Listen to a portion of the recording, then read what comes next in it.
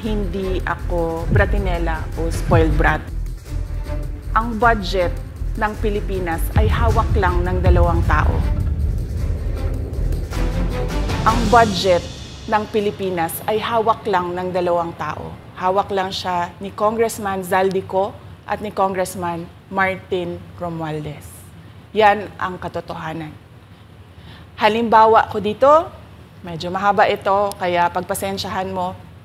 Ang halimbawa ko dito, sa DepEd muna tayo.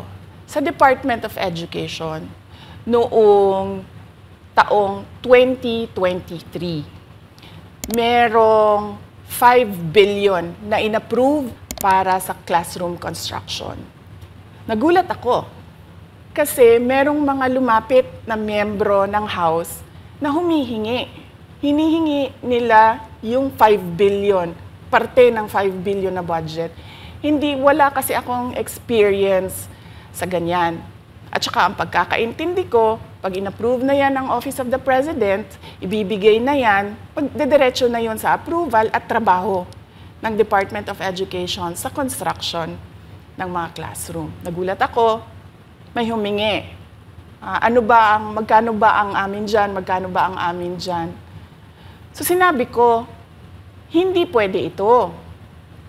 Kasi ang mangyayari nito, hindi magagawa ng Department of Education ang trabaho namin na mag-construct ng classroom ayon sa classroom backlog at sa prioritization base sa backlog at sa classroom construction.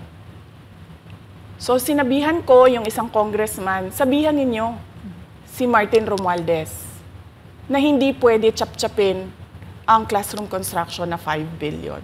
Kaya kung makikita ninyo sa budget proposal na approved ng Office of the President, 5 billion yon. Pero nung lumabas yung GAA o yung budget approved noong 2023, naging 15 billion siya. Dahil hindi nga ako pumayag na kunin yung 5 billion, dinagdagan nila ng 10 billion yung classroom construction ng Department of Education. Yung 10 billion na yon hindi kontrolado ng Department of Education. Controlled yon ni Congressman Zaldico at Congressman Martin Romualdez. Hindi ko na kailangan ng corroborative witness dito dahil makikita nyo yon sa papel. Makikita ng taong bayan yon sa papel.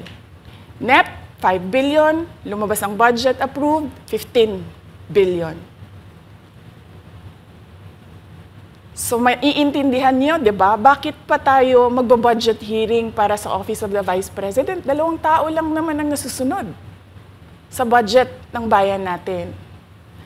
Halimbawa, taong 2024. Kung makikita niyo, ang approved na budget ng Office of the President para sa classroom construction ay 19 billion. Noong lumabas na ang House version ng Appropriations Bill, ay naging 24 billion ito. So, approved 19 billion, paglabas sa House, naging 24 billion. At doon sa 24 billion na yon, kung hahanapin mo sa papel, kinuha nila ang 5 billion ng repairs ng classrooms at nilagay nila doon sa 19 billion para maging 24 billion siya. So ang naiwan sa repairs, sa kawawang mga classroom, ay 1 billion. Kaya, makikita nyo, sa papel, nandyan yan. Naging 24 billion.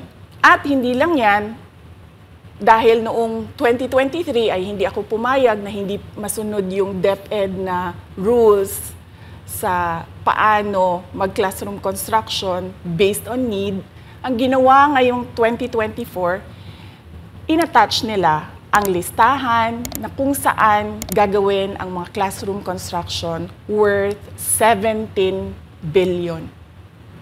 Makikita nyo yon sa papel. Pagdating namin sa Senate, nakita yun ng mga senador. Tinanong nila ang Department of Education, totoo ba o hindi totoo na galing sa inyo ang listahan ng 17 billion ng mga classroom construction?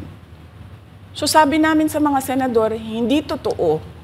Hindi namin magagawa yung trabaho namin, hindi natin masosolve ang classroom backlog, kung ganito ang nangyayari, pwede ba ninyo kaming tulungan? Yung mga senador naman, very helpful sila. Oo, tulungan namin kayo. Kaya nga, kung makikita ninyo sa interpellation ng isang senador doon sa budget hearing sa Senate, tinanong niya, diretso, galing ba sa DepEd ang listahan ng 17 billion? Galing ba sa DepEd ang listahan na inattach doon sa House version? Sinabi namin hindi. Hindi galing sa amin yan. On record yon. Makikita nyo sa mga videos, balikan nyo yung mga videos. Makikita nyo. Yes, my concern, Madam Chair, Mr. President, under the GAB, I observed that there was an increase in the budget for the construction of new classrooms from 19.6 billion to 24.6 billion. However, this is my concern, which you mentioned earlier, that the repairs and rehabilitation of classrooms was decreased from 6.5 billion to 1.5 billion. I also have information, Madam Chair, Mr. President, that 24.6 billion allocated under the GAB, but only 9.8 billion from the allocation is left to the discretion of DepEd. Kaya hindi ko na kailangan ng witness kasi makikita nyo sa papel. Tapos dumating ang BICAM, walang nangyari dahil ang nasusunod doon ay si Congressman Zaldico at si Congressman Martin Romualdez. Kaya nandun pa rin naka-attach yung 17 billion na ginawang listahan ni Co at ni Romualdez. In fact, balik lang ako konti sa'yo, ha? Kahit yung mga congressman, nakikita nila yung problema ng ginawa nila na pag-attach ng listahan sa budget. Kasi doon sa basic education hearing noong May 2024 ng House of Representatives, merong isang congressman nagreklamo, bakit ang tagal ng classroom construction? Bakit ang tagal? Sabi nung USEC ng DepEd, kasi may pabago-bago sa listahan ng DPWH dahil hindi kami ang gumawa ng listahan. Yeah, Mr. Chair, with respect to the 17 billion in Annex A of the GAA, we are not privy on how the school sites were chosen. So, be it as it may. How is it chosen? I'm not privy to that, Mr. Chair. When the GAB came out, there was a 14.7 billion Annex A. Then when the committee, the GAA came out, from 14.7 it became 17 billion. So we are not privy to how the list was generated. So dagdag ko lang yan doon sa confirmation na kinuha nila yung budget ng DepEd at isa yan sa mga rason kung bakit ako nag-resign sa Department of Education. Hindi na ako papayag na sa susunod na taon, ganyan pa rin ang gawin nila at ako yung mananagot sa ginagawa nila. Kaya yan yung sinasabi ko, bakit pa tayo mag-question and answer dito para atakihin niyo ako? Ang masusunod lang naman sa budget, 2 tao lang. Makikita natin na let's stick to our plan, atakihin natin ito siya. Walang kinalaman sa kanyang Office of the Vice President 2025 budget proposal.